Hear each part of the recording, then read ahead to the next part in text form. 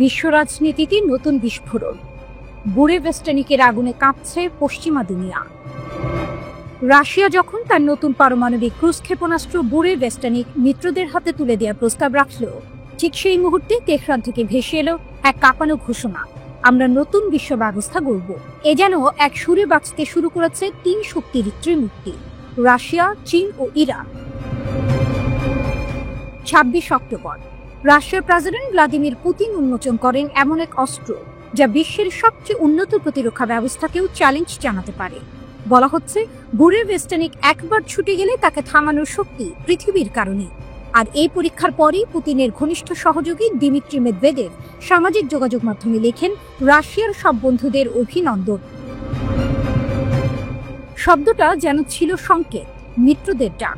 একদিন পর ২৭ অক্টোবর তেহরানে চীনা রাষ্ট্রদূতের সঙ্গে বৈঠক করেন ইরানের সর্বোচ্চ নেতা আয়াতুল্লাহ খামেনির উপদেষ্টা। তিনি বলেন, চীন, রাশিয়া ও ইরান, এই তিন দেশ এখন নতুন বিশ্ব ব্যবস্থা গঠনে নেতৃত্ব দিচ্ছে। তার এই বক্তব্য যেন যুক্তরাষ্ট্র ও পশ্চিমা বিশ্বের কানে ঝড় বইয়ে দিয়েছে। কারণ একদিকে রাশিয়া পারমাণবিক শক্তির নতুন অধ্যায় খুলেছে, অন্যদিকে ইরান তার কূটনৈতিক বন্ধুত্বকে রূপ দিয়েছে অস্ত্রের কৌশলে। ২০ বছরের কৌশলগত চুক্তি কার্যকর করেছে রাশিয়া ইরান, আর ২৫ বছরের অংশীদারিত্ব চুক্তি ইরান চীনের হাতে শক্তভাবে বাঁধা। এই সম্পর্ক এখন শুধু কূটনৈতিক নয়, সামরিক বাস্তবতাও। ২৪ অক্টোবর আন্তর্জাতিক পারমাণবিক সংস্থা IAEA এর প্রধানকে যৌথ চিঠি পাঠায় রাশিয়া, চীন ও ইরান। চিঠিতে তারা জানায়, জাতিসংঘের প্রস্তাবের মেয়াদ শেষ, এখন থেকে ইরান স্বাধীন, অর্থাৎ নিষেধাজ্ঞার বেড়ি ছিঁড়ে ইরান তার পারমাণবিক পথ চলায় আর থামবে না। ১৮ অক্টোবর তারা একই দাবি পাঠায় জাতিসংঘ মহাসচিব আন্তোনিও গুতেরেসের কাছেও। তারা পশ্চিমা দেশগুলোর বিরুদ্ধে অভিযোগ তোলে, তোমরা অবৈধভাবে ইরানকে আটকে রাখতে চাইছো, কিন্তু ইতিহাসের গতিপথ তোমাদের হাতে নেই। অন্যদিকে ওয়াশিংটনে যেন অস্থিরতা বাড়ছে। যুক্তরাষ্ট্রের প্রেসিডেন্ট ডোনাল্ড ট্রাম্প ইউক্রেন যুদ্ধ নিয়ে পুতিনের সঙ্গে বৈঠক বাতিল করেছেন। পরিবর্তে রাশিয়ার তেল শিল্পে কঠোর নিষেধাজ্ঞা দিয়েছেন। কিন্তু তাতে কি পুতিন থেমেছেন? না, বরং তার ক্ষেপণাস্ত্রই এখন হয়ে উঠেছে পশ্চিমের দুঃস্বপ্ন। চীনের সঙ্গেও ট্রাম্পের সম্পর্ক উত্তপ্ত। পুনর্নির্বাচনের পর থেকেই বাণিজ্য যুদ্ধ চলছে। ৩০ অক্টোবর তারা চীনা প্রেসিডেন্ট শি জিনপিং এর সঙ্গে বৈঠকের কথা, কিন্তু সেই সাক্ষাতের আগেই তৈরি হয়েছে অনিশ্চয়তার ঘন কুয়াশা। বিশ্ব রাজনীতি আজ যেন দুই সুপার পাওয়ারের সংঘর্ষ ক্ষেত্র। এক পাশে যুক্তরাষ্ট্র ও তার পশ্চিমা মিত্ররা, অন্য পাশে জেগে উঠছে রাশিয়া, ইরান ও চীনের নতুন জোট, যেখানে পারমাণবিক শক্তি, কূটনৈতিক ঐক্য আর অদম্য প্রতিরোধের বার্তা মিশে গেছে এক সুরে। এ যেন নতুন শীতল যুদ্ধের সূচনা। এক প্রান্তে ওয়াশিংটনের নীরবতা, আর অন্য প্রান্তে মস্কো ও তেহরানের বাজনা। বিশ্ব ব্যবস্থা পাল্টাবে, ইতিহাস আবার লেখা হবে। রাশিয়া এখন শুধু এক দেশ নয়, এক ঘোষণা, অপরাজেয় শক্তির প্রতিধ্বনি। আর ইরান, সে হয়ে উঠছে সেই আগুন যার আলোয় পশ্চিম এখন তাকিয়ে আছে ভয়ের চোখে।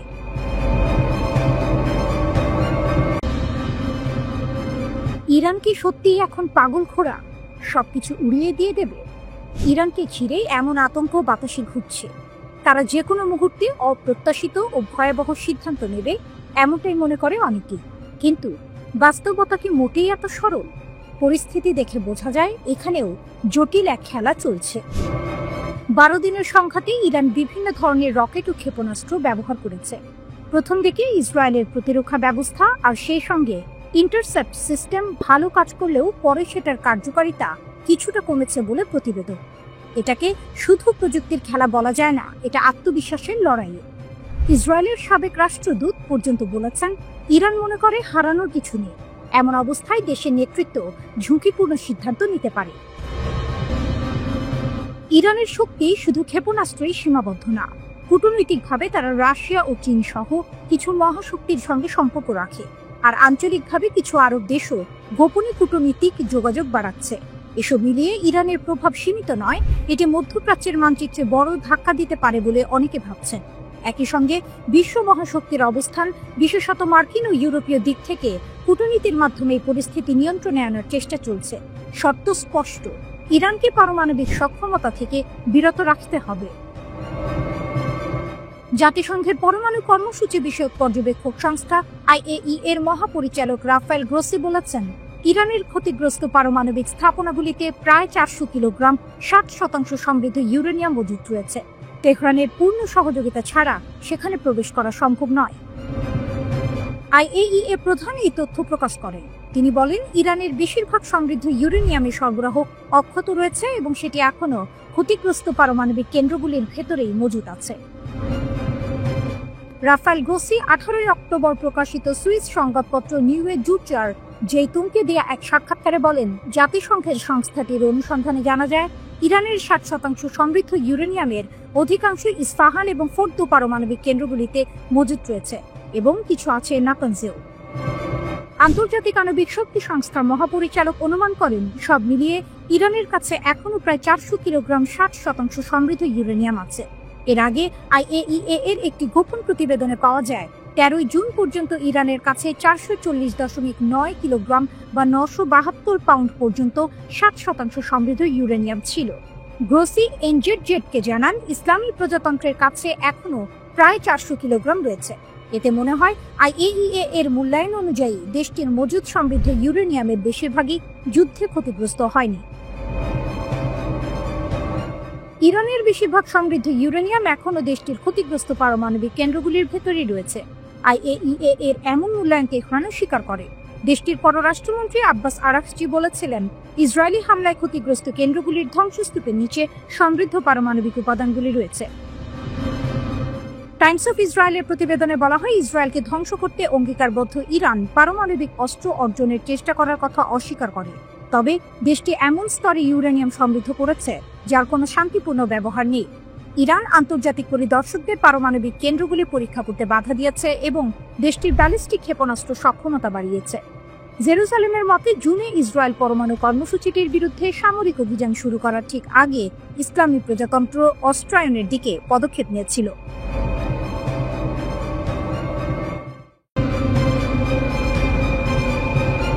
ইরান মারাত্মক কাদের এবং এমাদ ক্ষেপণাস্ত্র উন্মোচন করেছে, কারণ আইডিএফ গাজার যুদ্ধবিরতি ভেঙে দিয়েছে। গোপন ক্ষেপণাস্ত্র ঘাঁটি প্রকাশ। ইরানের নতুন অস্ত্রাগার ইসরায়েলের জন্য সরাসরি সতর্কীকরণ। তেহরান থেকে প্রায় 2000 কিলোমিটার দূরে লক্ষ্যবস্তুতে আঘাত হানার জন্য কাদের এইচ ব্যালিস্টিক ক্ষেপণাস্ত্র প্রস্তুত রয়েছে বলে জানা গেছে। গাজা যুদ্ধবিরতির পর ইরানের সামরিক বাহিনী তাদের ক্ষেপণাস্ত্র উৎপাদনে বড় ধরনের আপগ্রেড চালু করেছে। আইআরজিসি ইরানের একটি ভূগর্ভস্থ ঘাঁটি থেকে উন্নত কাদের এবং এমাদ ক্ষেপণাস্ত্র উন্মোচন করেছে। ওদিকে আইডিএফ দাবি করেছে, দক্ষিণ গাজার রাফায় হামাস যোদ্ধারা আকস্মিক আক্রমণ শুরু করেছে। প্রতিশোধ হিসেবে আইডিএফ রাফা শহরের একাধিক লক্ষ্যবস্তুতে বিশাল বিমান হামলা চালিয়েছে। এমন সময়ে ইরানের কাদের এবং এমাদ ক্ষেপণাস্ত্রের আপগ্রেডের খবর সামনে এলো। ইরানের কাদের ব্যালিস্টিক ক্ষেপণাস্ত্রে এখন অ্যান্টি ইলেকট্রনিক যুদ্ধবিধ্বংসী ব্যবস্থা রয়েছে। এই আপগ্রেডগুলি জ্যামিং আক্রমণের বিরুদ্ধে আরও বেশি স্থিতিস্থাপকতা প্রদান করে। কাদের এই ভ্যারিয়েন্টটি ইসরায়েলের বিরুদ্ধে অপারেশন ট্রু প্রমিস 3 এ ব্যবহৃত হয়েছিল বলে জানা গেছে। এমাদ ক্ষেপণাস্ত্রটি একটি চালিত এবং নির্দেশিত পুনঃপ্রবেশ যানবাহন ব্যবস্থা এমএআরভি রয়েছে। এটি 1700 কিলোমিটার পর্যন্ত দূরত্বে 750 কেজি ওজনের ওয়ারহেড সরবরাহ করতে পারে। কাদের এইচ এবং এমাদ ক্ষেপণাস্ত্রের বৈশিষ্ট্য। কাদের ব্যালিস্টিক ক্ষেপণাস্ত্র এসএইচ এবং এস ভ্যারিয়েন্টে প্রথম প্রজন্মের দীর্ঘপাল্লার ক্ষেপণাস্ত্র। দৈর্ঘ্য 17 মিটার, ওজন 15 থেকে 17.5 টন, পরিসীমা 1350 থেকে 1950 কিলোমিটার। চালনা দ্বৈত পর্যায়, তরল এবং কঠিন জ্বালানি। উড়ানের পথ ব্যালিস্টিক। এখন অ্যান্টি ইলেকট্রনিক ওয়ারফেয়ার সিস্টেম দিয়ে সজ্জিত। অপারেশন ট্রু প্রমিস 3 এ ইসরায়েলি লক্ষ্যবস্তুর বিরুদ্ধে কাদের এইচ ব্যবহার করা হয়েছিল। ইমাদ ব্যালিস্টিক ক্ষেপণাস্ত্র ইরানের প্রথম দূরপাল্লার তরল জ্বালানি ক্ষেপণাস্ত্র, যার এমএআরভি ম্যানুভারেবল রি এন্ট্রি ভেহিকল রয়েছে। দৈর্ঘ্য 15.5 মিটার, ওজন 17 টনেরও বেশি, ওয়ারহেড 750 কেজি, রেঞ্জ 1700 কিলোমিটার। এমএআরভি বিমানের নির্দেশিকা এবং লক্ষ্য সংশোধনের অনুমতি দেয়। ছোট পাখনা নির্দেশিত ওয়ারহেড সমন্বয় সক্ষম করে। ম্যাগাজিন স্টাইলের ক্ষেপণাস্ত্র সালভো সিস্টেমের মাধ্যমে উৎক্ষেপক। দ্রুত মাল্টিপল লঞ্চ ভূগর্ভস্থ ঘাঁটির সাথে সামঞ্জস্যপূর্ণ। গাজা সিজফায়ার আবার সন্দেহজনক। আইডিএফ দক্ষিণ গাজার রাফায় হঠাৎ আক্রমণ চালানোর জন্য হামাসকে অভিযুক্ত করে।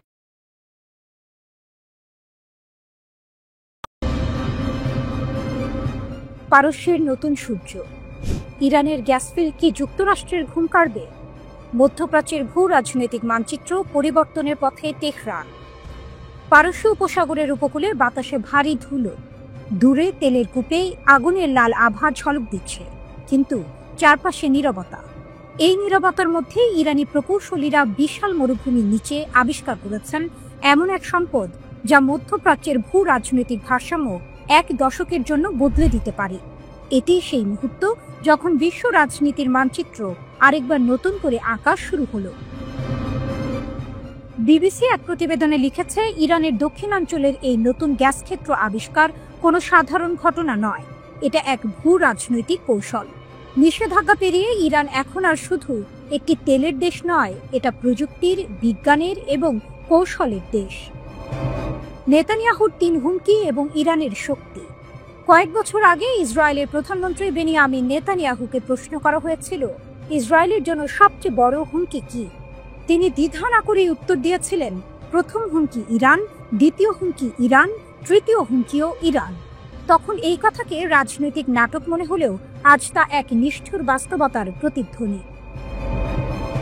কারণ যুক্তরাষ্ট্র ও পশ্চিমা শক্তি যখন চেয়েছিল অর্থনীতি চেপে ধরে ইরানকে হাঁটু গেড়ে বসাতে, তখন ঘটেছে উল্টোটা। ইরান নিষেধাজ্ঞার নিচে গড়ে তুলেছে এক আত্মনির্ভরশীল সামরিক ও প্রযুক্তিগত সাম্রাজ্য। পশ্চিমা শক্তি যে তালা দিয়ে ইরানকে বন্দী করতে চেয়েছিল, তার চাবি এখন ইরানের হাতে। ইরানের দক্ষিণাঞ্চলে পারস্য উপসাগরের উপকূল থেকে কিছু কিলোমিটার দূরে আবিষ্কৃত হয়েছে গ্যাস ফিল্ড। এতে মজুত রয়েছে প্রায় 10 ট্রিলিয়ন ঘনফুট গ্যাস এবং প্রায় 200 মিলিয়ন ব্যারেল তেল। এটি বাংলাদেশের বার্ষিক গ্যাস ব্যবহারের প্রায় 7 গুণ। ইরানের তেলমন্ত্রী বলেছেন, এটি শুধু জ্বালানি নয়, এটি সার্বভৌমত্বের শক্তি। আন্তর্জাতিক অর্থনীতিবিদরা বলছেন, এই আবিষ্কার ইরানের অর্থনীতিতে $1 ট্রিলিয়ন যোগ করতে পারে। ইরান এখন শুধু জ্বালানির রপ্তানিকারক নয়, বরং মধ্যপ্রাচ্যের ক্ষমতার কেন্দ্রবিন্দু হতে চলেছে, যা সরাসরি সৌদি আরব, কুয়েত ও কাতারের আধিপত্যে আঘাত হানছে। নিষেধাজ্ঞাকে অস্ত্র বানানো। গল্প এখানেই শেষ নয়। যুক্তরাষ্ট্রের কঠোর নিষেধাজ্ঞার পরেও ইরান যেভাবে তাদের রপ্তানি চালিয়ে যাচ্ছে, তা এক প্রকার গুপ্তযুদ্ধের কৌশল। ব্লুমবার্গের রিপোর্ট অনুযায়ী ইরান তাদের তেল চীনে পাঠাচ্ছে এবং বিনিময়ে কোনো ডলার না নিয়ে নিচ্ছে আধা তৈরি গাড়ি। সেই গাড়িগুলো ইরানের মেড ইন ইরান ট্যাগ লাগিয়ে বাজারে ছাড়া হচ্ছে। মার্কিন ভূ রাজনীতির বিশ্লেষকরা বলছেন, নিষেধাজ্ঞা এখন আর ইরানকে থামাতে পারে না, বরং এটি যুক্তরাষ্ট্রের দুর্বলতাকেই প্রকাশ করেছে। মধ্যপ্রাচ্য বিশেষজ্ঞ করিম সাদিক মন্তব্য করেছেন, ইরান এখন নিষেধাজ্ঞাকে অস্ত্র হিসেবে ব্যবহার করছে, যা পশ্চিমা দেশগুলো আগে কল্পনাও করেনি। তেহরানের এই ক্রমবর্ধমান শক্তিতে ঘুম কেড়ে নিয়েছে ওয়াশিংটন ও তেল আবিবের। ইসরায়েল এখন সরাসরি সামরিক প্রস্তুতিতে নেমেছে। তেল আবিবে যুক্তরাষ্ট্র মোতায়েন করেছে অতিরিক্ত থার্ড মিসাইল ডিফেন্স ইউনিট এবং দক্ষিণ কোরিয়া থেকে আনা হচ্ছে প্যাট্রিয়ট সিস্টেমের নতুন ব্যাটারি। অন্যদিকে ইরানও বসেনি। তারা রাশিয়ার সহায়তায় প্রতিরক্ষা ব্যবস্থা পুনরুদ্ধার করেছে এবং চীনের long range air defence system Hormuz প্রণালী থেকে ইরাক সীমান্ত পর্যন্ত সক্রিয় করেছে।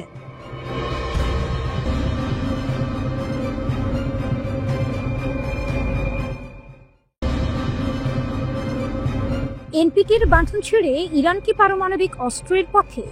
তেহরানের সীমাহীন ক্ষেপণাস্ত্রের ঘোষণা। মনস্তাত্ত্বিক যুদ্ধ নাকি নতুন বৈশ্বিক ভারসাম্যের সূচনা? এই মুহূর্তে সারা বিশ্বকে থামিয়ে দিয়েছে একটি মাত্র প্রশ্ন, ইরান কি এখন এনপিটি চুক্তির বাঁধা ভেঙে পারমাণবিক অস্ত্র তৈরির পথে? ইরানের রাষ্ট্রীয় টেলিভিশনে দেশটির পররাষ্ট্রমন্ত্রী আব্বাস আরাকচির ঘোষণা ছিল স্পষ্ট, ইরান আইইএএ এর সাথে পরমাণু সহযোগিতা চুক্তি স্থগিত করেছে। এর অর্থ কার্যত ইরান এখন আর কোনো বহিরাগত সংস্থার কাছে তার পারমাণবিক কর্মসূচির জন্য জবাবদিহি করবে না। এই ঘোষণার পর বিশ্ব জুড়ে প্রশ্ন উঠেছে, তাহলে কি ইরান এবার পারমাণবিক অস্ত্র তৈরির ঘোষণা দিতে যাচ্ছে, নাকি পশ্চিমা জোটকে এক মনস্তাত্ত্বিক ধাক্কা দিতে তেহরান খেলছে এক নতুন ভূ রাজনৈতিক দাবার চাল?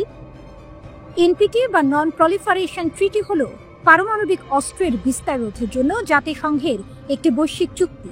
এই চুক্তিতে থাকা দেশগুলো পারমাণবিক অস্ত্র তৈরি না করার প্রতিশ্রুতি দেয়, কিন্তু যখন কোনো দেশ এই চুক্তি স্থগিত করে বা বেরিয়ে আসে, তখন তার মানে হলো সেই দেশ নিজের পারমাণবিক কর্মসূচির ওপর আর কোনো নজরদারি মেনে নেবে না।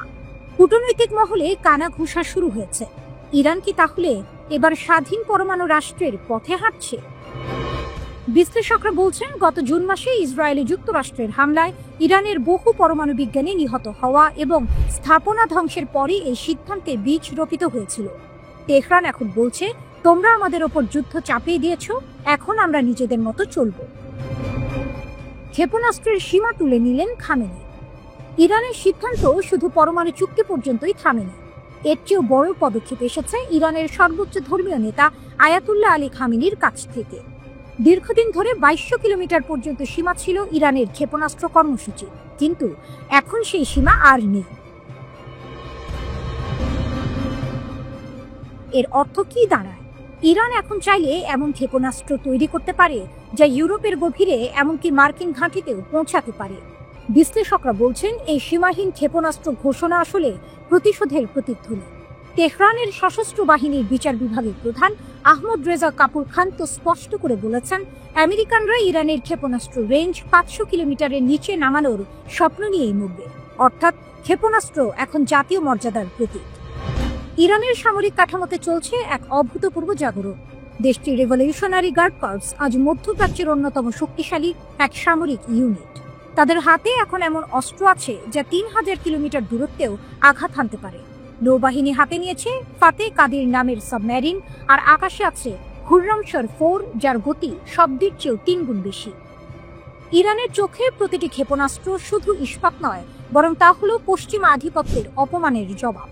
প্রেক্ষাপট এখন পরিষ্কার, ইরান আর কোনো বাধা মানছে না, না এনপিটি, না ক্ষেপণাস্ত্রের সীমা, না পশ্চিমা চাপ। প্রশ্ন হলো, এখন যখন তেহরান পরমাণু ও ক্ষেপণাস্ত্র দুই দিকেই সীমাহীন হয়ে উঠছে, তখন কি মধ্যপ্রাচ্য ঢুকছে এক নতুন অস্ত্র প্রতিযোগিতার যুগে? নাকি এই ইরানই তৈরি করবে নতুন বৈশ্বিক ভারসাম্য, যেখানে প্রতিরোধী হবে শান্তির নতুন সংজ্ঞা?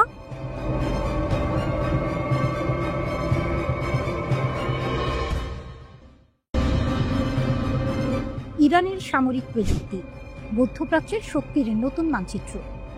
কে বলেছিল ইরান শুধু ইতিহাসের দেশ?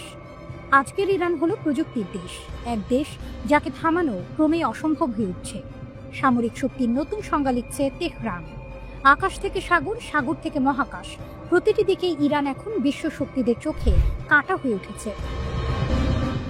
ইরানের সামরিক শক্তির এই উত্থান হঠাৎ নয়। দীর্ঘ নিষেধাজ্ঞা, অর্থনৈতিক অবরোধ এবং আন্তর্জাতিক চাপের মধ্যেও দেশটি নিজস্ব প্রযুক্তিতে গড়ে তুলেছে এমন সব অস্ত্র যা এখন যুক্তরাষ্ট্র ও ইসরায়েলের ঘুম কেড়ে নিচ্ছে। সবচেয়ে আলোচিত প্রযুক্তি হলো সেজ্জিল ব্যালিস্টিক ক্ষেপণাস্ত্র। এটি 2 ধাপ বিশিষ্ট কঠিন জ্বালানির ক্ষেপণাস্ত্র, যার পাল্লা 2500 কিলোমিটার পর্যন্ত। অর্থাৎ ইরানের সীমান্ত থেকে এটি সহজে পৌঁছে যেতে পারে ইসরায়েল বা সৌদি আরবের সামরিক ঘাঁটিতে। সেজ্জিলের সবচেয়ে বড় শক্তি এর চলমান নকশা, মুহূর্তে স্থান বদলে আঘাত হানতে পারে। এরপর আসে ইরানের স্বপ্নের যুদ্ধ বিমান কাহের F-313। এটি দেশীয়ভাবে তৈরি একক আসনের স্টেলথ জেট। রাডারে ধরা পড়ে না সহজে, নিম্ন উচ্চতায় উঠতে পারে এবং বোমা বা মিসাইল উভয়ই বহন করতে সক্ষম। যদিও পশ্চিমা বিশ্লেষকরা এর বাস্তবতা নিয়ে সন্দেহ প্রকাশ করেছেন, তবুও ইরান বলছে এই বিমান ইতিমধ্যেই উড্ডয়নের জন্য প্রস্তুত। আকাশে শত্রুর হুমকি মোকাবিলায় ইরানের আরেক গর্ব বাভার 373। এটি অনেকের মতে রাশিয়ার S-400 এর সমকক্ষ। সর্বোচ্চ 300 কিলোমিটার দূরের লক্ষ্যবস্তু ধ্বংস করতে সক্ষম এই প্রতিরক্ষা ব্যবস্থা ঘণ্টায় ম্যাক 8 গতিতে ক্ষেপণাস্ত্র ছুটতে পারে। ইরানের বিজ্ঞানীরা নিজেরাই বানিয়েছেন এর রাডার ও নিয়ন্ত্রণ ব্যবস্থা, যা প্রমাণ করে তারা আর কারো ওপর নির্ভরশীল নয়। সামরিক নজরদারিতে যুক্ত হয়েছে আলবোর্স 3D রাডার। এটি একসাথে 300টি লক্ষ্যবস্তু ট্র্যাক করতে পারে, এমনকি নিচু উচ্চতার ড্রোন বা স্টেলথ জেটও এতে ধরা পড়ে। 450 কিলোমিটার দূর থেকে শত্রু শনাক্ত করতে পারা এই রাডার এখন ইরানের আকাশ সীমার নীরব প্রহরী। স্থলে যুদ্ধের জন্য রয়েছে কারার প্রধান যুদ্ধ ট্যাঙ্ক T-90 ও M1 আব্রামসের মিশ্র রূপ। এতে আছে লেজার রেঞ্জ ফাইন্ডার, কম্পিউটার নির্ভর টার্গেটিং সিস্টেম এবং 125 মিমি কামান। এক ট্যাঙ্ক জ্বালানিতে 500 কিলোমিটার চলতে পারে এটি। সাগরে ইরানের গোপন শক্তি হলো গাদির ক্লাস সাবমেরিন। পারস্য উপসাগরের অগভীর জলে লুকিয়ে থাকা এই সাবমেরিন শত্রুর নজর এড়িয়ে মুহূর্তেই মিসাইল ছুটতে পারে। ড্রোন যুদ্ধেও ইরান দেখিয়েছে বিপুল অগ্রগতি। মোহাজের 10 ড্রোন 24 ঘন্টা আকাশে ভেসে থাকতে পারে, 2000 কিলোমিটার পর্যন্ত উঠতে পারে আর 300 কেজি বোমা বহন করতে পারে। এটি ইরানের গোয়েন্দা ও আক্রমণ দুই দিকেই একসাথে কাজ করছে। কিন্তু সবচেয়ে বড় চমক এসেছে পাতা হাইপারসনিক ক্ষেপণাস্ত্র থেকে। ম্যাক 15 গতিতে উঠতে সক্ষম এই অস্ত্র শত্রুর প্রতিরক্ষা ব্যবস্থাকে প্রায় অর্থহীন করে দিচ্ছে। আমেরিকাও জানে এই ক্ষেপণাস্ত্র আকাশে উঠলে আটকানো অসম্ভব। সবশেষে আছে শহীদ সোলেমানি যুদ্ধ জাহাজ, ইরানের নৌবাহিনীর গর্ব। এতে রয়েছে উন্নত রাডার, ড্রোন ডেক, দ্রুতগামী নৌকা নামানোর ক্রেন এবং ভয়ঙ্কর মিসাইল সিস্টেম। একসময় যাকে নিষিদ্ধ দেশ বলা হতো, আজ সেই ইরান প্রযুক্তির শক্তিতে মধ্যপ্রাচ্যের ভারসাম্য পাল্টে দিচ্ছে। নিষেধাজ্ঞা যতই বাড়ুক, ইরানের প্রতিরোধ যেন আরো দৃঢ় হয়। এটাই নতুন ইরান, যে ভয় পায় না বরং ভয় দেখায়।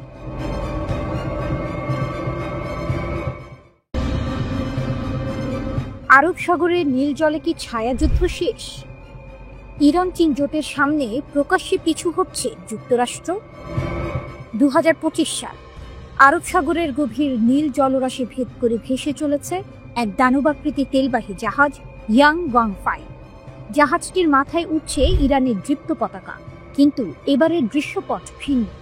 3 দশক পর এই জাহাজে সক্রিয় হয়েছে অটোমেটিক আইডেন্টিফিকেশন সিস্টেম, AIS। এই সামান্য প্রযুক্তি নির্ভর পরিবর্তনটি শুধুমাত্র একটি সামুদ্রিক ঘোষণা নয়, এটি বিশ্বমঞ্চে যুক্তরাষ্ট্রের নিষেধাজ্ঞা ও আধিপত্যের বিরুদ্ধে ইরানের সর্বোচ্চ নেতার পক্ষ থেকে এক সরাসরি রাজনৈতিক চ্যালেঞ্জ, যা 30 বছরের ছায়াযুদ্ধ এর অবসান ঘটালো। দীর্ঘদিন ধরে যুক্তরাষ্ট্রের কঠোর নিষেধাজ্ঞার খাদ এড়াতে ইরান এক শ্যাডো ফ্লিট বা নাম পরিচয়হীন জাহাজ বহর ব্যবহার করত। এই জাহাজগুলো গভীর সমুদ্রে জ্বালানি স্থানান্তর করত এবং গোয়েন্দা স্যাটেলাইটের নজর এড়াতে ইচ্ছাকৃতভাবে AIS বন্ধ রাখত।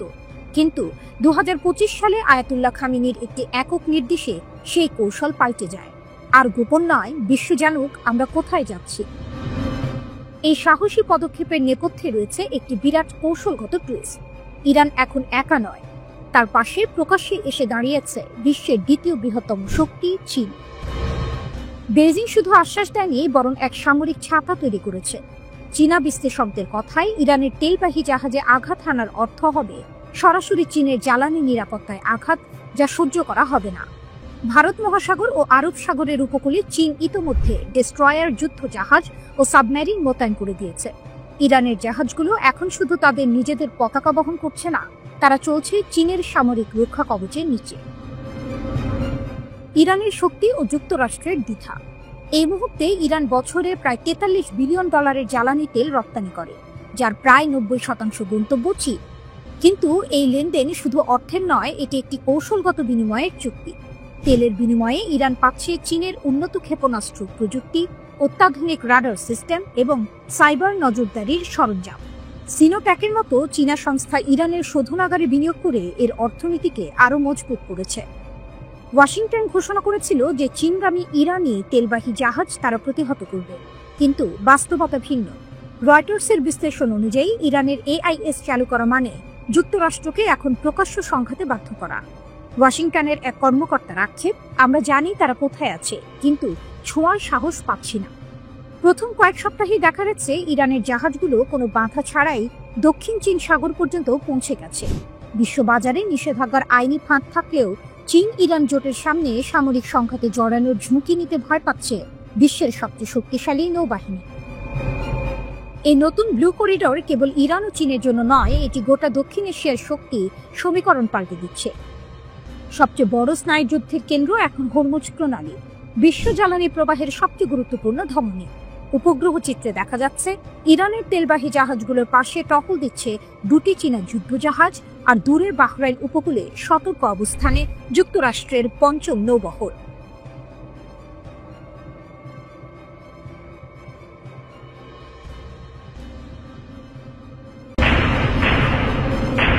ইসরায়েলি দখলের বিরুদ্ধে আরব বিশ্বের অগ্নিশর, নেতৃত্বে সৌদি আরব।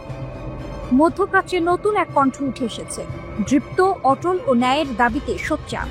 ইসরায়েলি দখলদারিত্বের বিরুদ্ধে আরব ক্রোধের নেতৃত্ব এখন সৌদি আরবের হাতে। রিয়াদ যেন আজ সেই অগ্নিশিখা, যা নীরবতার দেয়াল ভেদ করে বলছে, ফিলিস্তিন আমাদের হৃদয়, এবং হৃদয় কখনো দখল করা যায় না। সৌদি আরবের ভূমিকা একটি দ্বিমুখী তলোয়ারের মতো। একদিকে তারা ফিলিস্তিনিদের প্রতি সমর্থন জানিয়ে আরব বিশ্বের নেতৃত্ব ফিরে পাচ্ছে, অন্যদিকে ইসরায়েলকে অর্থনৈতিক ও কূটনৈতিক ফাঁদে ফেলার ক্ষমতাও রাখছে। এমবিএস এর এই সাহসী পদক্ষেপ কেবল ইসরায়েলকে নয়, তার মিত্রদেরও এক কঠিন সংকটের মুখে ফেলে দিল। সৌদি যুবরাজ মোহাম্মদ বিন সালমান এমবিএস নিজেই সামনে এসেছেন। ইসরায়েলি নেসাট যখন দখলকৃত পশ্চিম তীরকে নিজেদের সঙ্গে সংযুক্ত করার দুটি বিল পাশ করল, তখন রিয়াদ গর্জে উঠল।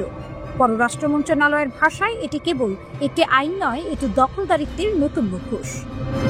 পশ্চিম তীর দখলে ইসরায়েলি পার্লামেন্টে বিল অনুমোদন, কাতার, সৌদি আরব, জর্ডানের নিন্দা।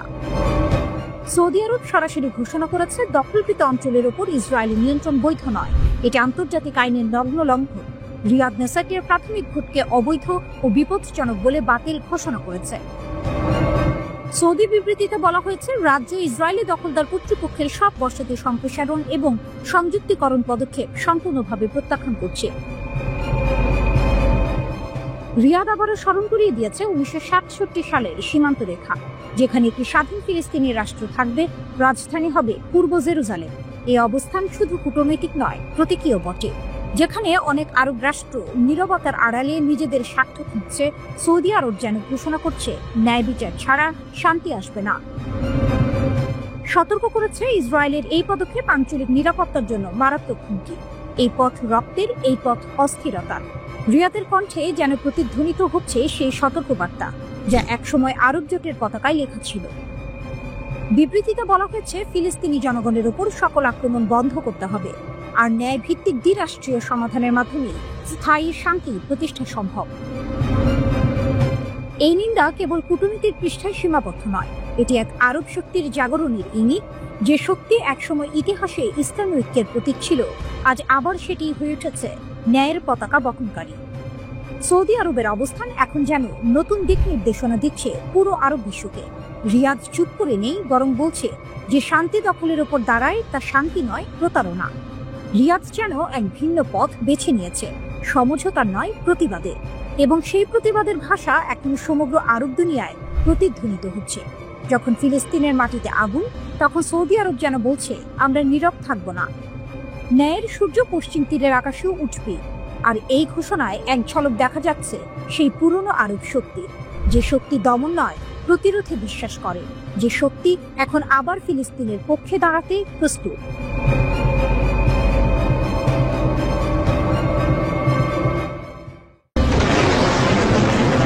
নীরবতায় কিছু উঠে আসে। শান্ত পাহাড়ের নিচে তেহরানের দক্ষিণ পূর্বে তেলাগান 2 আবার শ্বাস নিচ্ছে। এক নাম যা একসময় গোয়েন্দাদের রাতের ঘুম কেড়ে নিয়েছিল, এক নাম যা মরতে চায় না। 2024 সালের অক্টোবরে ইসরায়েলি যুদ্ধ বিমানের হামলা তালেগান 2কে ধ্বংসস্তূপে পরিণত করেছিল। আগুন, ধোঁয়া, ধ্বংস। বিশ্ব ভেবেছিল এই অধ্যায় শেষ। কিন্তু এবার উপগ্রহ চিত্র বলছে ভিন্ন কথা। নির্মাণ চলছে, পুনর্জন্ম শুরু হয়েছে। বিজ্ঞান ও আন্তর্জাতিক সুরক্ষা ইনস্টিটিউট নিশ্চিত করেছে তালেগান 2 পুনর্নির্মিত হচ্ছে। প্রাচীন সামরিক কমপ্লেক্সে, যেখানে গোপনীয়তার আবরণ সবসময় ছায়া ফেলে, ধ্বংসের ধুলো ছড়িয়ে পড়েছে নতুন নির্মাণের কাজে, যেন আগের অগ্নি পরীক্ষার স্মৃতি ঢেকে রাখছে। তারপর ভিত্তি, তারপর অট্টালিকা। অগস্ট মাসে 45 বাই 17 মিটার বিশাল খিলানযুক্ত ভবন উত্থিত হয়েছে। পাশে 2টি ছোট ভবন এবং একটি নতুন খিলানযুক্ত কাঠামো, ধুলো আর দৃঢ়তার প্রতীক। বিশেষজ্ঞরা বলছেন, এটি সাধারণ পুনর্গঠন নয়। বিস্ফোরণ প্রতিরোধী দেয়াল, শক্তিশালী ছাদ, সামরিক নির্ভুলতা। একটি দুর্গ, একটি সাইট যা একবার বিমান হামলায় ধ্বংস হয়েছিল, এবার আরও শক্তিশালীভাবে উঠেছে।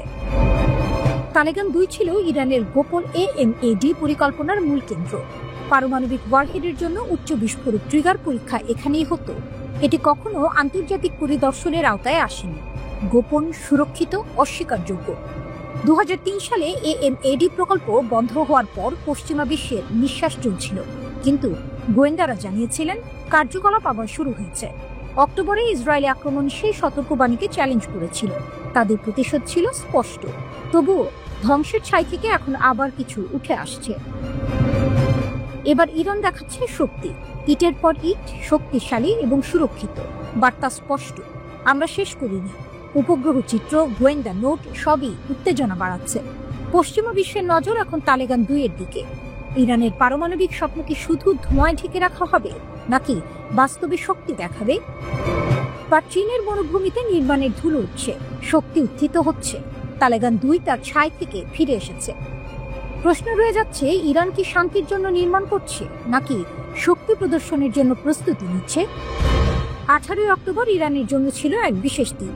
এদিন দেশটির পররাষ্ট্রমন্ত্রী ঘোষণা করেন, যুক্তরাষ্ট্র সহ পশ্চিমা বিশ্বের 6 শক্তিধর দেশের সঙ্গে পরমাণু কর্মসূচি নিয়ন্ত্রণ রাখা নিয়ে তাদের যে চুক্তি হয়েছিল সেটির মেয়াদ শেষ হয়েছে। কার্যত ইরানের পরমাণু কর্মসূচি নিয়ে আঞ্চলিক প্রতিদ্বন্দ্বী ইসরায়েল বরাবরই সরব। তারাই যুক্তরাষ্ট্র, যুক্তরাজ্য, ফ্রান্স সহ বিভিন্ন দেশকে এ নিয়ে চাপ দিয়ে আসছে। 2015 সালে ইরান ও বিশ্বের 6 প্রভাবশালী দেশ joint comprehensive plan of action JCPOA সই করে। পরে 2018 সালে ওই চুক্তি থেকে বের হয়ে যায় যুক্তরাষ্ট্র। চুক্তি অনুযায়ী ইরান যাতে পারমাণবিক অস্ত্র তৈরি করতে না পারে সেজন্য পরমাণু সমৃদ্ধকরণের একটি সীমা টেনে দেওয়া হয়। JCPOA এর সঙ্গে চুক্তির মেয়াদ শেষ হওয়ায় ইরান আর শর্ত মেনে চলবে না। ইরান অবাধে তাদের পারমাণবিক কর্মসূচি চালিয়ে যেতে পারবে। সেই সঙ্গে পরমাণু সমৃদ্ধকরণের সীমাও থাকছে না, যা ইরানকে পরমাণু অস্ত্র তৈরিরও সুযোগ করে দিতে পারে।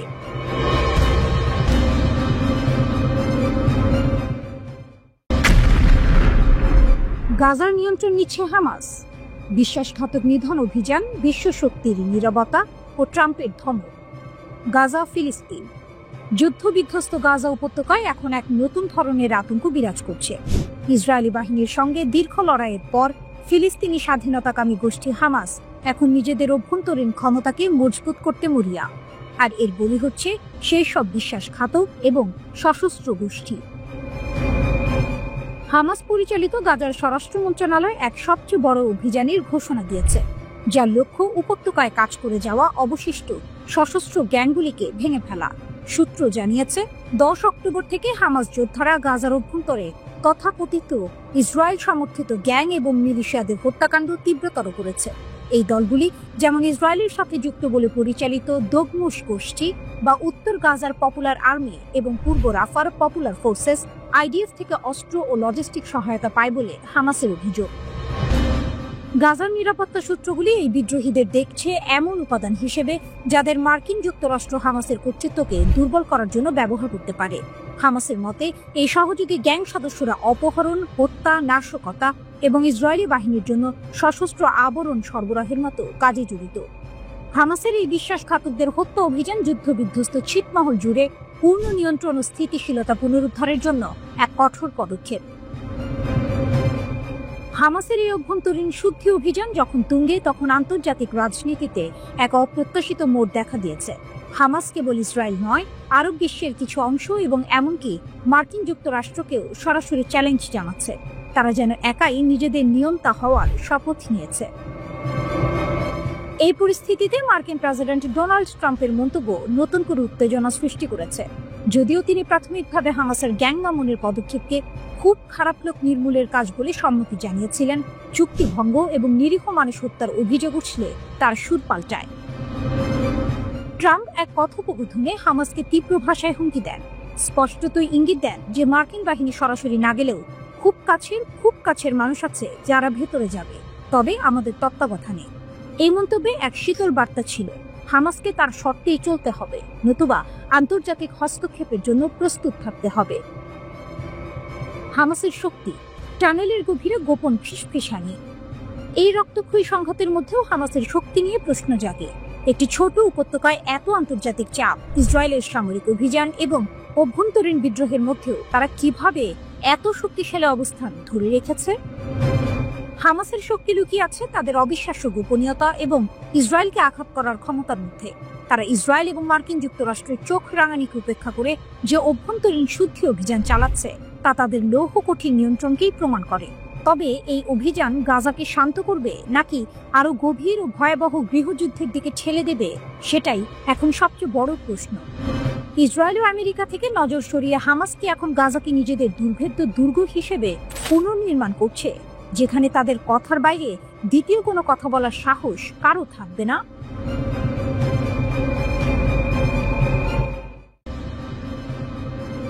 রাফাল বনাম জে-10সি, আকাশের সিংহাসনে কার রাজত্ব?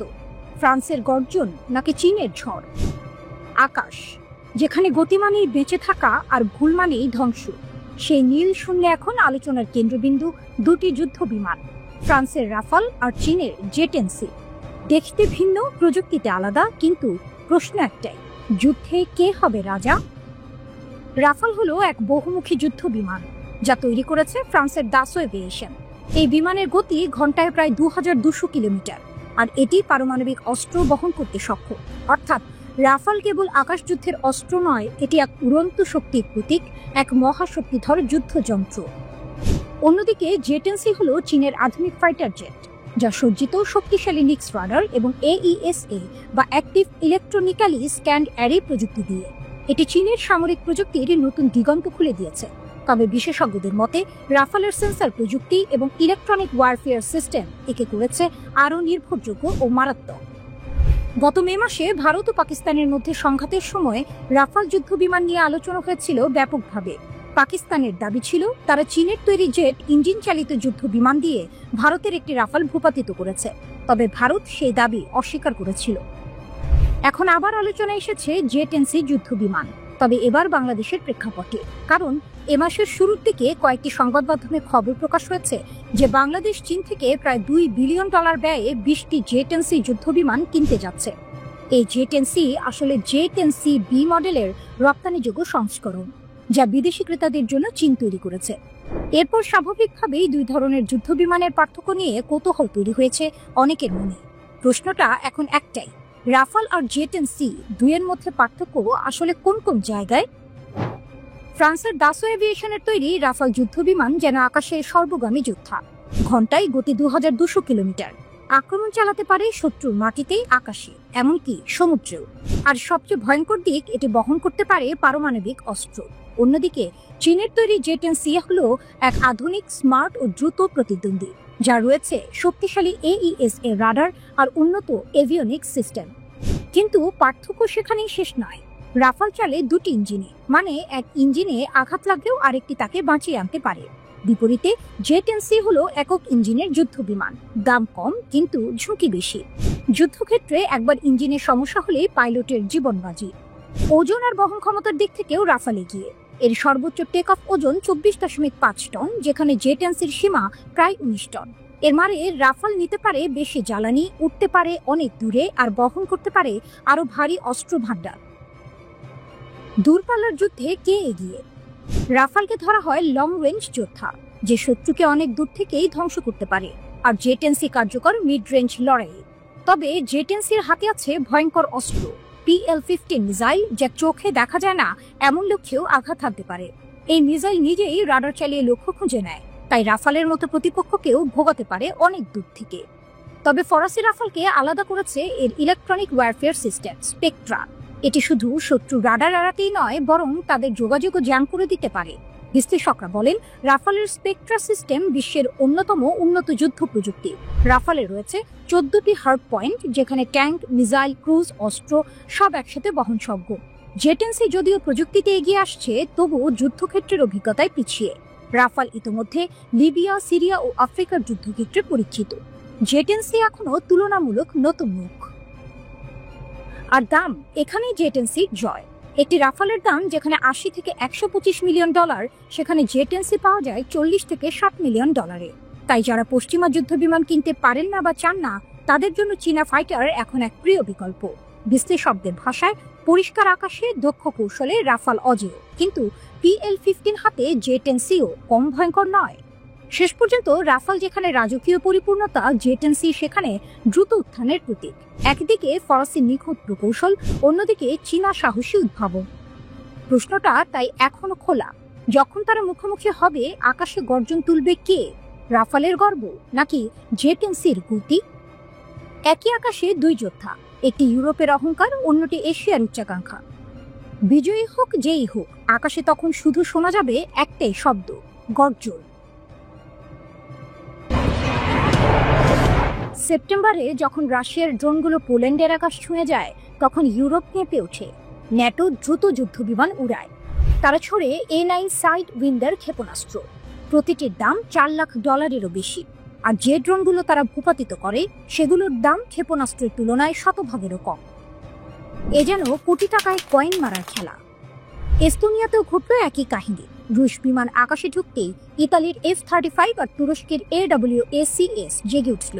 প্রতি ঘন্টার উড়ান যোগ করল হাজার হাজার ডলার খরচের হিসাব। রুশ ড্রোনগুলো সস্তা, ভীষণ সস্তা। আর এখানেই ইউরোপের দুর্বলতা নগ্ন হয়ে বেরিয়ে পড়ে। ব্যয়বহুল প্রতিরক্ষা তুচ্ছ আক্রমণের সামনে ভঙ্গুর হয়ে পড়ছে। এ কারণেই ইউরোপের নীতি নির্ধারকরা ভাবছেন এক নতুন দেয়াল, দ্য ড্রোন ওয়াল। ইউরোপীয় ইউনিয়নের প্রধান Ursula von der Leyen 10 September তার ভাষণে এই ধারণা দেন। তিনি বলেছিলেন, ফিনল্যান্ড থেকে রোমানিয়া পর্যন্ত এক নতুন প্রতিরক্ষা রেখা, ড্রোন বিরোধী এক বিশাল ঢাল। এই দেয়াল কংক্রিটের নয়, এটি তৈরি হবে রাডার, জ্যামার আর প্রতিরোধী অস্ত্রে। একবার চালু হলে এটি শনাক্ত করতে পারবে শত্রুর ড্রোনকে আর ধ্বংস করতে পারবে এমন দামে যে খরচ ন্যাটোর বর্তমান নীতির তুলনায় অতি সামান্য। কারণ ইউরোপ এখন বুঝেছে $1000 ড্রোনকে ধ্বংস করতে লাখো ডলারের ক্ষেপণাস্ত্র ছোড়া মানে নিজের কফিনে পেরেক ঠোকার মতোই নির্বুদ্ধিতা। শীতল যুদ্ধের সময় ইউরোপের আকাশে ছিল ভিন্ন হুমকি, রাডার চেইন, ইন্টারসেপ্টর স্কোয়াড্রন, পারমাণবিক প্রতিরক্ষা। সবই সাজানো ছিল মানুষের চালানো বোমারু বিমানের জন্য। ব্যয়বহুল অস্ত্রের বিপরীতে ব্যয়বহুল প্রতিরক্ষা, ভারসাম্যপূর্ণ খেলা। কিন্তু আজ যুদ্ধ বদলে গেছে। আজ শত্রু আসে ঝাঁকে ঝাঁকে ছোট ড্রোন হয়ে, ধীরে চলে, নিচে উড়ে, অথচ মারাত্মক। এগুলো বানানো সহজ, দাম কম আর ক্ষতির পরও সহজে প্রতিস্থাপনযোগ্য। ইউক্রেনের যুদ্ধ সেই সত্যটাই উন্মোচন করেছে। ড্রোন এখন যুদ্ধক্ষেত্রের হৃৎপিণ্ড। এক ড্রোন উড়িয়ে দিতে পারে $1 মিলিয়ন ট্যাঙ্ক, থামিয়ে দিতে পারে রসদ, ধ্বংস করতে পারে বিদ্যুৎ কেন্দ্র, এমনকি শহর। ন্যাটো এখন বুঝছে পুরনো সোভিয়েত বিরোধী প্রতিরক্ষা আর চলে না। নতুন হুমকি এসেছে, আটটা মোকাবিলার জন্য দরকার নতুন কৌশল। সেপ্টেম্বর 2025, রাশিয়ার আকাশ লঙ্ঘন নিয়ে ন্যাটোর ঘুম হারাম। পোল্যান্ডের সীমানা পেরোয় 2 ডজন শাহেদ ধরনের ড্রোন। কিছু গুলি করে নামানো যায়, অনেকগুলো হারিয়ে যায় অদৃশ্যের মতো। কিছুদিন পর এস্তোনিয়ার আকাশে প্রবেশ করে 3টি রুশ MiG-31 যুদ্ধ বিমান। 12 মিনিট ওরা উড়ে বেড়ায়। তারপরেই ইতালির F-35 উঠে পড়ে তারা দিতে। তারপর তুরস্ক পাঠায় AWACS নজরদারি বিমান। আকাশ জুড়ে ছড়িয়ে পড়ে তীব্র সতর্কতা। ডেনমার্কেও দেখা যায় ড্রোন উঠতে। বিমানবন্দর বন্ধ, সামরিক ঘাঁটি লকডাউন। কোপেনহেগেন আর অস্লোয় বন্ধ প্রধান এয়ারপোর্ট। মাসের শেষে আবারও দেখা যায় রুশ বিমানগুলো বাল্টিক আকাশ ঘেঁষে উঠছে। ন্যাটো বাধ্য হয় একের পর এক ইন্টারসেপ্টর করতে। কিন্তু এই ঘটনাগুলো হঠাৎ নয়, এগুলো পরিকল্পিত। মস্কো চায় ইউরোপের ঐক্য ভাঙতে, ন্যাটোর প্রতিক্রিয়া মাপতে। কত দ্রুত তারা উঠে দাঁড়ায়, কোন অস্ত্র ব্যবহার করে, কত সময় লাগে, সব তথ্য সংগ্রহ করে রাশিয়া। একটি এস্তোনিয়া ঘটনার উদাহরণই যথেষ্ট। ন্যাটো প্রতিক্রিয়া জানাতে নেয় 12 মিনিট। এই 12 মিনিটে খরচ হয় বিপুল অর্থ। F-35 এর প্রতি ঘন্টার খরচ $40,000 আর AWACS এর 66,000। বিমানবন্দর বন্ধে যোগ হয় আরো কোটি টাকার ক্ষতি। রাশিয়া জানে এই ফাঁকফোকর, জানে এই অর্থনৈতিক দুর্বলতা। ইউরোপও জানে। তাই তারা বলছে, সময় এসেছে নতুন দেয়ালের, সময় এসেছে ড্রোন ওয়ালের। এই দেয়াল দেখতে কেমন হবে, কবে তৈরি হবে, কে অর্থ দেবে, সবই এখনো অনিশ্চিত। হয়তো একাধিক স্তরে সাজানো সেন্সর, রাডার, লেজার, জ্যামার, প্রতিরোধী ড্রোন। এক বিশাল নেটওয়ার্ক যা সমন্বিতভাবে শত্রু ড্রোন শনাক্ত ও ধ্বংস করবে সীমান্ত ছাড়িয়ে আসার আগে। ইউক্রেন, মলদোভাকেও এই প্রকল্পে যুক্ত করা হতে পারে। বিশ্বজুড়ে এখনই চলছে ড্রোন বিরোধী প্রযুক্তির দৌড়। ইউক্রেন ব্যবহার করছে শব্দ সংবেদনশীল সেন্সর। আমেরিকার ব্লু হোলোকাস্ট লেজার মাত্র $3 এক ড্রোন গলিয়ে দিতে পারে। ইউরোপ চায় এসব অভিজ্ঞতা কাজে লাগাতে, কিন্তু 4000 কিলোমিটার দীর্ঘ সীমান্তে এমন নেটওয়ার্ক গড়া সহজ নয়। ইউরোপীয় প্রতিরক্ষা কমিশনার আন্দ্রিয়াস কুবিলিও বলেছেন, প্রাথমিক শনাক্তকরণ ব্যবস্থা আমরা 1 বছরে দাঁড় করাতে পারবো, কিন্তু পূর্ণাঙ্গ প্রতিরক্ষা জাল বানাতে সময় লাগবে অনেক। সবচেয়ে বড় প্রশ্ন অর্থ। কে দেবে এই বিশাল ব্যয়? নতুন তহবিল, পুরনো প্রতিরক্ষা বাজেট থেকে কাটছাট, নাকি সদস্য দেশগুলোর যৌথ অনুদান? কেউ নিশ্চিত নয়। তবে একটা জিনিস নিশ্চিত, ইউরোপের প্রতিরক্ষা শিল্পে শুরু হবে সোনার যুগ। রাডার, লেজার, জ্যামার, ড্রোন সবকিছুরই চাহিদা আকাশ ছোঁয়া। Britain, France, Germany, Italy, Spain, Sweden হবে এই প্রকল্পের মেরুদণ্ড। কিন্তু বাইরে থেকেও আসবে খেলোয়াড়, আমেরিকা, দক্ষিণ কোরিয়া, ইসরায়েল, তুরস্ক। তবু সবচেয়ে কঠিন কাজ হবে ঐক্য। ডজন ডজন দেশের প্রতিরক্ষা ব্যবস্থা একত্র করা সহজ নয়। লাগবে একই প্রযুক্তিমান, নিরাপদ যোগাযোগ, যৌথ মহড়া, আর সবচেয়ে কঠিন রাজনৈতিক ছাড়। ইউরোপকে কিছুটা সার্বভৌমত্ব ছেড়ে দিতে হবে ব্রাসেলসের হাতে, যদি তারা চায় ড্রোন বল সত্যিকার অর্থে কাজ করুক। তবে হয়তো এবার ভয়ই এক করবে ইউরোপকে, কারণ ইতিহাস বলছে মস্কোর ভয় ব্রাসেলসের আহ্বানের চেয়েও বেশি শক্তিশালী। ইউরোপ আজ আকাশের দিকে তাকিয়ে আছে, ড্রোনের ভন ভন শব্দে তার ভবিষ্যৎ লিখছে এক নতুন যুদ্ধের ভাষায়। গাজায় নতুন বিস্ফোরণ, হামাসের শক্তি কি আদৌ কমেছে? একটা মুহূর্ত, একটা বিস্ফোরণ, আর তাতে কেঁপে উঠল গাজার দক্ষিণাঞ্চল। ইসরায়েলি সেনাদের লক্ষ্য করে পাতা হয়েছিল মৃত্যুফাঁদ, আহত 2, আতঙ্কিত বহু। প্রশ্নটা থেকেই যায়, হামাস কি এখনো আগের মতোই শক্তিশালী? গাজার খান ইউনিসে যখন ইসরায়েলি সেনারা ক্লিয়ারেন্স অপারেশন চালাচ্ছিল, ঠিক তখনই ঘটে বিস্ফোরণটি। শক্তিশালী একটি ইম্প্রোভাইজড এক্সপ্লোসিভ ডিভাইস বা আইইডি আঘাত হানে সেনাদের বহরে। আহত হন 2 ইসরায়েলি সেনা। তারা এখন হাসপাতালে বেঁচে ফিরেছেন ভাগ্যক্রমে। তবে ঘটনা বুঝিয়ে দিল গাজা এখনো ভয়ঙ্কর, আর হামাস এখনো নিঃশেষ হয়নি। নীরবতা ভেঙে আবার গর্জে উঠল বিস্ফোরণ। ইসরায়েলি প্রতিরক্ষা বাহিনী আইডিএফ জানিয়েছে তারা আশেপাশে কোনো সশস্ত্র হামাস যোদ্ধাকে দেখতে পায়নি। তাহলে বিস্ফোরকটি কবে বসানো হয়েছিল, কে বসালো, এসব প্রশ্ন এখন ঘুরছে সেনা গোয়েন্দা বিভাগের মাথায়। তবে আইডিএফ হামলার জবাবে গাজায় তাৎক্ষণিক হুমকি হিসেবে চিহ্নিত একাধিক স্থাপনায় বিমান হামলা চালিয়েছে। বলা হচ্ছে এগুলোর সঙ্গে সরাসরি হামাসের যোগ রয়েছে। আগের হামলায় 2 ইসরায়েলি নিহত হয়েছিল। হামাস এসেছিল টানেল ভেদ করে। এই ঘটনা তার আগের সপ্তাহের ঘটনারই প্রতিধ্বনি। তখন হামাসের যোদ্ধারা একটি গোপন টানেল ব্যবহার করে এসে ইসরায়েলি সেনাদের উপর রকেট হামলা চালায়। মারা যান মেজর ইয়ানিফ তুলা ও স্টাফ সার্জেন্ট ইটার ইয়াভেতস। এই হামলার পর ইসরায়েল ভয়াবহ প্রতিশোধ নেয়। গাজা জুড়ে চালানো হয় ব্যাপক বিমান হামলা, ধ্বংস করা হয় একাধিক টানেল নেটওয়ার্ক, যেগুলোতে পূর্বে আটক রাখা বন্দীদের লুকিয়ে রাখা হয়েছিল বলে দাবি আইডিএফ-এর। হামাসের বার্তা পরিষ্কার, আমরা এখনো আছি। হামাসের এই আক্রমণগত কৌশল প্রমাণ করে তারা এখনো গোপন টানেল, আইইডি ও হঠাৎ হানা দিয়ে ইসরায়েলি বাহিনীকে চমকে দিতে সক্ষম। আন্তর্জাতিক চাপ ও অবরোধ সত্ত্বেও তাদের অস্ত্র ভান্ডার পুরোপুরি শেষ হয়ে যায়নি। বিশ্লেষকরা বলছেন এই বিস্ফোরণ কেবল শারীরিক ক্ষতি নয়, মানসিক যুদ্ধের কৌশলও। এটি ইসরায়েলি সেনাদের মধ্যে আতঙ্ক ছড়ায়। কখন কোথা থেকে আঘাত আসবে কেউ জানে না। দূতাবাসের সতর্কবার্তা, হোয়াইট হাউস কড়া বার্তা দিলেও হামাসকে। গাজা পরিস্থিতি নিয়ে ইসরায়েল সফরে যুক্তরাষ্ট্রের ভাইস প্রেসিডেন্ট জেডি ভ্যান্স। তিনি বলেছেন যদি হামাস শান্তির পথে না আসে তবে তাদের সম্পূর্ণভাবে নিশ্চিহ্ন করে দেয়া হবে। তিনি আরো জানান এখনো অনেক বন্দী ধ্বংসস্তূপের নিচে আটকে আছেন। কেউ কেউ কোথায় আছে সেটাই জানা যাচ্ছে না। শান্তি আনার পথটা কঠিন, সময় সাপেক্ষ, তবে যুক্তরাষ্ট্র আশা ছাড়ছে না।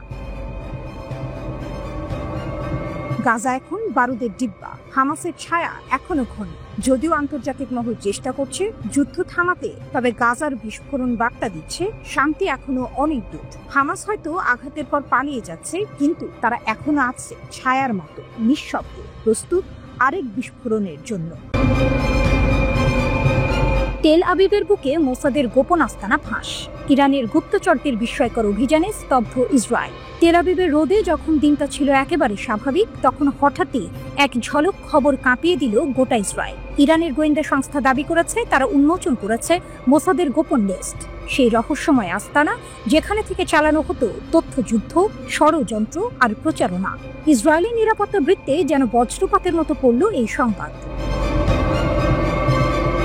ইরানের রাষ্ট্রীয় গণমাধ্যম জানিয়েছে তেহরানের বিশেষ গোয়েন্দারা তেল আবিবের ভেতরে মোসাদের কথিত সহযোগীদের অবস্থান প্রকাশ করেছেন।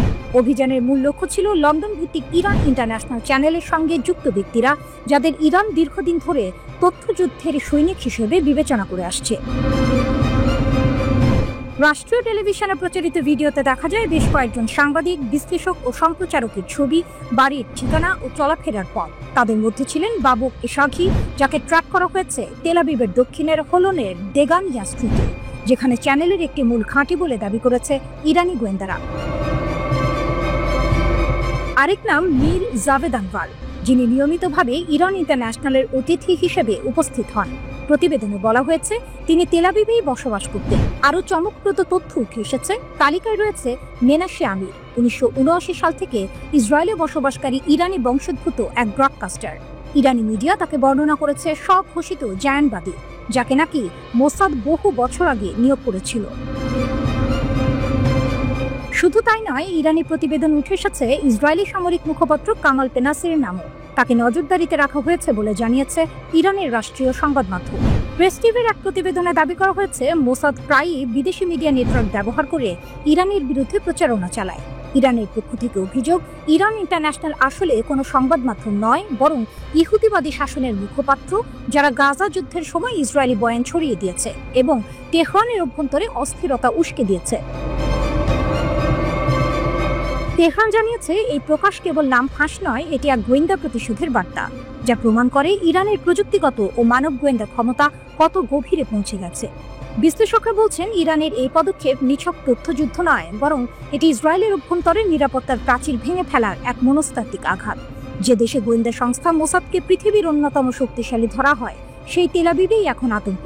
কে কার জন্য কাজ করছে, কে কাকে নজর রাখছে। ইরানের রাষ্ট্রায়ত্ত প্রেস টিভি তাদের প্রতিবেদনে বলেছে, তেল আবিবের গভীর রাষ্ট্র এখন উন্মুক্ত, মুখোশ ছিঁড়ে গেছে। আর এই ঘোষণার পর থেকেই ইসরায়েলি প্রশাসন ও গণমাধ্যমে এক নিঃশব্দ বিশৃঙ্খলা। কেউ মুখ খুলছে না, কেউ ব্যাখ্যা দিচ্ছে না। তেহরান এখন ঘোষণা দিচ্ছে তথ্যযুদ্ধের ময়দানে ইরানি বিজয়ী। একটি গোপন ফাইল খুলে দিয়ে তারা যেন বলছে, যেখানেই শত্রু লুকাবে সেখানে পৌঁছে যাবে ইরানের চোখ। এই ঘটনায় এখন নতুন করে উত্তেজনা ছড়িয়েছে মধ্যপ্রাচ্যে। ইসরায়েলের কূটনৈতিক বৃত্তে আলোচনার কেন্দ্রে একটাই প্রশ্ন, যদি ইরান তেল আবিবের ভেতরে ঢুকে মোসাদের ছায়া ধরতে পারে, তাহলে আর কি বাকি রইল? রহস্য, আতঙ্ক আর শক্তির এক অনিবার্য বার্তা রেখে গেল এই অভিযান। তেহরান যেন প্রমাণ করল, যুদ্ধ শুধু রণাঙ্গনে নয়, তথ্যের দুনিয়াতেও জয় করা যায়।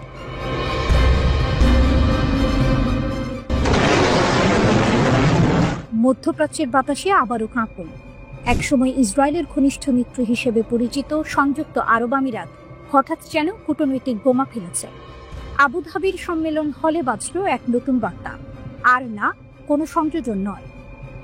ইসরায়েলি প্রধানমন্ত্রী বেনিয়ামিন নেতানিয়াহুর উদ্দেশ্যে এই সতর্ক বার্তা দিয়েছেন আমিরাতের রাষ্ট্রপতির উপদেষ্টা আনোয়ার গারগাশ। তিনি স্পষ্ট ভাষায় বলেছেন, ফিলিস্তিনি অঞ্চল দখল বা সংযোজন সংযুক্ত আরব আমিরাতের জন্য একটি লাল রেখা, কেউ তা অতিক্রম করতে পারবে না। উপসাগরীয় শীর্ষ সম্মেলনে গারগাশের বক্তব্য যেন কূটনীতির মঞ্চে বজ্রপাতের মতো প্রতিধ্বনিত হয়। তিনি বলেন, ফিলিস্তিন ইস্যুতে দীর্ঘদিন ধরে যে কঠোর দৃষ্টিভঙ্গি চলছে, সেটি এখন পুরনো, অচল এবং বিপজ্জনক। সর্বাধিকবাদ বা উগ্র অবস্থান দুই পক্ষকেই ব্যর্থ করেছে। এখন দরকার বাস্তবসম্মত সমাধান। তার বক্তব্যে একদিকে ইসরায়েলকে সতর্কবার্তা, অন্যদিকে ফিলিস্তিনি নেতৃত্বকেও পরোক্ষ বার্তা। উভয় পক্ষকেই তাদের আঁকড়ে ধরা অবস্থান থেকে সরে আসতে হবে। সরাসরি সংঘাতের পথে হেঁটে কেউ কিছু পায়নি। এই মন্তব্য যেন এক বৈপ্লবিক সুর তোলে আরব বিশ্বের রাজনৈতিক অঙ্গনে। কারণ সংযুক্ত আরব আমিরাত সেই দেশ যারা 2020 সালে আব্রাহাম চুক্তির মাধ্যমে ইসরায়েলের সঙ্গে সম্পর্ক স্বাভাবিক করেছিল। আর আজ সেই একই আমিরাত বলছে, স্বাভাবিকীকরণ মানে অন্ধ সমর্থন নয়। গারগাশ আরও বলেন, আমরা ফিলিস্তিনি অঞ্চলে যে কোনো সংযোজনের বিরুদ্ধে কঠোর। ইসরায়েলের সঙ্গে সম্পর্ক আমাদেরকে প্রভাব খাটানোর সুযোগ দিয়েছে, আমরা তা ব্যবহার করব। তার এই মন্তব্যে আন্তর্জাতিক মহলে নতুন প্রশ্ন উঠেছে, তবে কি আব্রাহাম চুক্তির মজবুত বন্ধন ফাটল ধরছে? গারগাশ বলেন, গাজায় এখন মানবিক পরিস্থিতি ভয়াবহ, আমাদের আরো কিছু করতে হবে। আমরা মানবিক সাহায্য বাড়াচ্ছি, এমনকি গাজায় সরাসরি মানুষ পাঠানোর বিষয়েও আলোচনা চলছে।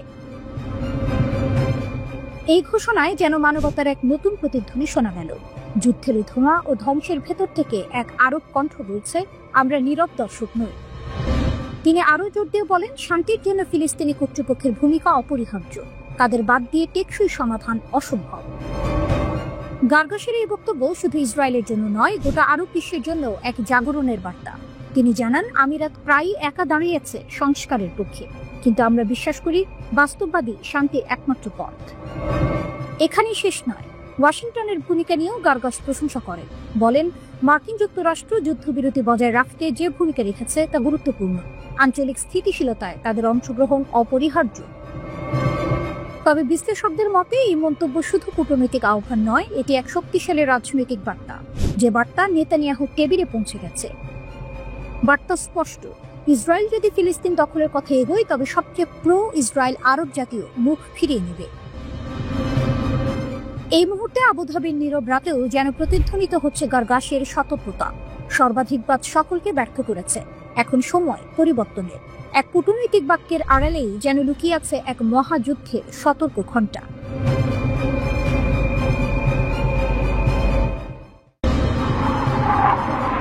তেহরানের আকাশে যেন আবার আগুনের গন্ধ। ধুলো আর বারুদের মাঝে ভেসে উঠেছে এক ঘোষণার প্রতিধ্বনি, যদি তারা আবার আক্রমণ করে আমরা নরক খুলে দিব। ইরানের বিপ্লবী গার্ডের সর্বোচ্চ commander major general Mohammad Pakpour এই কথাগুলো উচ্চারণ করলেন এমন এক সময়ে যখন মধ্যপ্রাচ্য আবারও যুদ্ধের প্রান্তে দুলছে। তেহরানে ইরাকের জাতীয় নিরাপত্তা উপদেষ্টা কাশিম আল আরাজির সঙ্গে এক বৈঠকে পাকপুর বলেন, ইসরায়েল ও মার্কিন যুক্তরাষ্ট্রের সাম্প্রতিক আগ্রাসন ছিল যৌথ ষড়যন্ত্র, কিন্তু আমরা তাদের পরাজিত করেছি। যদি তারা আবার আগুন জ্বালাতে চায় তাহলে আমরা এমন ঝড় তুলব যা তারা থামাতে পারবে না। তার এই মন্তব্য যেন ইরানের রাজনৈতিক ঘরানায় বজ্রপাতের মতো প্রতিধ্বনিত হয়েছে। পাকপুরের ভাষায়, জুনের 12 দিনের সংঘাতে আমরা দেখিয়ে দিয়েছি ইরানকে ভাঙা যায় না। হত্যাকাণ্ড, নাশকতা, সাইবার হামলা সবকিছুর মধ্য দিয়েও আমাদের ঐক্য অটুট ছিল। তিনি গর্ব করে বলেন, আমাদের ক্ষেপণাস্ত্রের নির্ভুলতা আজ শত্রুর ঘুম কেড়ে নিয়েছে। তারা ভেবেছিল ইরান দুর্বল, কিন্তু আমরা প্রমাণ করেছি আমরা আঘাত হানলে লক্ষ্যভেদ অনিবার্য। এই বৈঠকে ইরান বিরোধী গোষ্ঠীগুলির কার্যক্রম ঠেকাতে ইরাককে ধন্যবাদ জানান পাকপুর। তিনি বলেন, ইরাক আমাদের ভাই। আমাদের সীমান্তে যারা অস্থিতিশীলতা সৃষ্টি করতে চায় তারা এখন জানে তাদের জন্য নরক অপেক্ষা করছে। দুই দেশের নিরাপত্তা কর্মকর্তারা সম্মত হয়েছেন একটি যৌথ ফিল্ড কমিটি গঠনে, যা সীমান্তবর্তী অঞ্চলগুলোতে কার্যক্রম পর্যবেক্ষণ করবে। পাকপুরের ভাষায়, এই সন্ত্রাসী গোষ্ঠীগুলো কেবল ইরান নয়, ইরাককেও হুমকি দিচ্ছে। এখন সময় এসেছে তাদের সম্পূর্ণরূপে নির্মূল করার। ইরাকের জাতীয় নিরাপত্তা উপদেষ্টা আল আরাজি ইরানের প্রতিরোধ ও স্থিতিস্থাপকতার প্রশংসা করে বলেন, ইরান এখন এক প্রতিরোধের প্রতীক। যারা ভাবছে ইরানকে দুর্বল করা যাবে তারা ভুল করছে। তিনি আরও ঘোষণা করেন, ইরাকের মাটি কখনো ইরানের বিরুদ্ধে ব্যবহৃত হবে না, কারণ ইরানের নিরাপত্তাই ইরাকের নিরাপত্তা। তার এই বক্তব্য যেন দুই প্রতিবেশী জাতির নতুন সামরিক ঐক্যের প্রতিধ্বনি। কিন্তু এই কূটনৈতিক উষ্ণতার মধ্যেও একটি অদৃশ্য টানাপোড়েন রয়েছে। ইরাক একই সঙ্গে মার্কিন যুক্তরাষ্ট্রের মিত্র, তার মাটিতেই রয়েছে মার্কিন সেনারা। তবু আজ সেই মিত্র দেশের কাছ থেকে মুখ ফিরিয়ে তেহরানের পাশে দাঁড়িয়েছে বাগদাদ, যা মধ্যপ্রাচ্যের শক্তির ভারসাম্যে নতুন প্রশ্ন তুলেছে। বিশ্লেষকদের মতে ইরানের এই নরকের দরজা খোলার সতর্কবার্তা শুধুই হুমকি নয়, এটি এক ঘোষণা। যুদ্ধ এলে ইরান আর পিছু হটবে না। বার্তা স্পষ্ট, পারস্যের এই প্রাচীন জাতি প্রতিশোধের আগুনে পড়ে না, বরং সেই আগুন থেকেই জেগে ওঠে আরো শক্তিশালী হয়ে। তেহরানের রাস্তায় এখন এক নতুন স্লোগান প্রতিধ্বনিত, আমরা নত হব না, আমরা আঘাত করব। আর সেই আঘাত যদি আসে তবে তা শুধু প্রতিশোধ নয়, তা হবে ইতিহাসে লেখা এক অগ্নিঝরা অধ্যায়।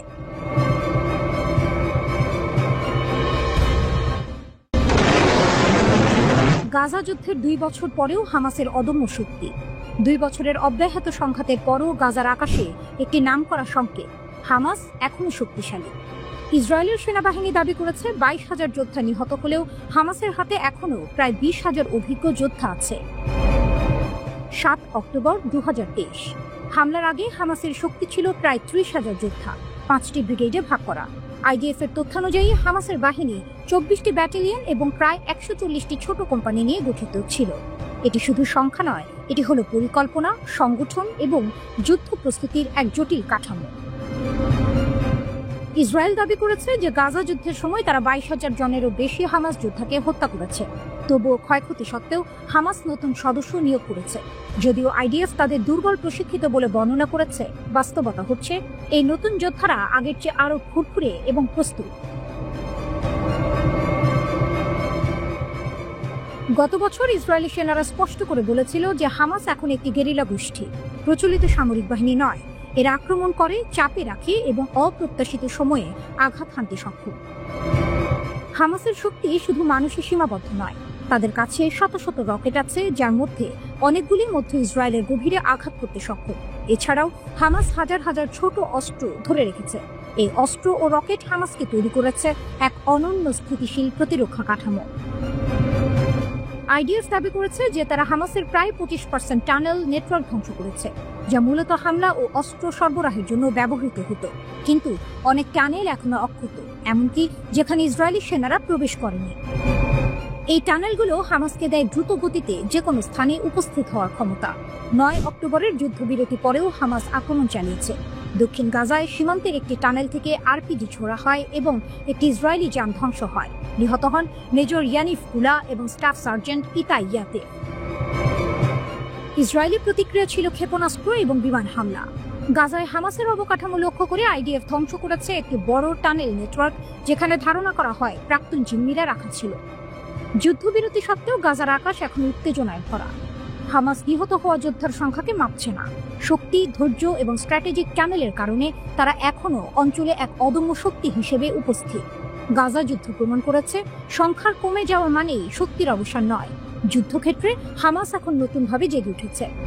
এই প্রতিবেদনে স্পষ্ট হয় যে গাজায় যুদ্ধ শুধুই অস্ত্রের লড়াই নয়, এটি এক মানসিক, কৌশলগত এবং টানেল যুদ্ধের মিশ্রণ, যেখানে হামাস এখনো অস্পষ্ট, শক্তিশালী এবং ভয়ঙ্কর। যুদ্ধের ঊর্ধ্বখাতে গাজার প্রশাসনিক ও আইন শৃঙ্খলা ব্যবস্থা ভেঙে চুরমার হয়ে গেছে। হামাস হয়তো সংখ্যায় কমে গেছে, কিন্তু তাদের মনোবল এখনো অটুট। তারা এখন প্রতিদ্বন্দ্বী সশস্ত্র গোষ্ঠীর সঙ্গে সংঘাতে জড়িয়ে পড়েছে। হামাস যদি গাজার ওপর নিয়ন্ত্রণ ধরে রাখতে না পারে, তাহলে পিআইজেকে সম্ভাব্য উত্তরাধিকারী হিসেবে দেখা যায়। ইসরায়েলের দৃষ্টিকোণ থেকে এক ইরান সমর্থিত একটি সশস্ত্র গোষ্ঠীর জায়গায় আরেকটি সশস্ত্র গোষ্ঠীর প্রত্যাবর্তন। গাজার সবচেয়ে গভীর সমস্যা হলো এটি এখন দার্শনিক টমাস হবসের সেই সবার জন্য মুক্ত জায়গায় পরিণত হয়েছে।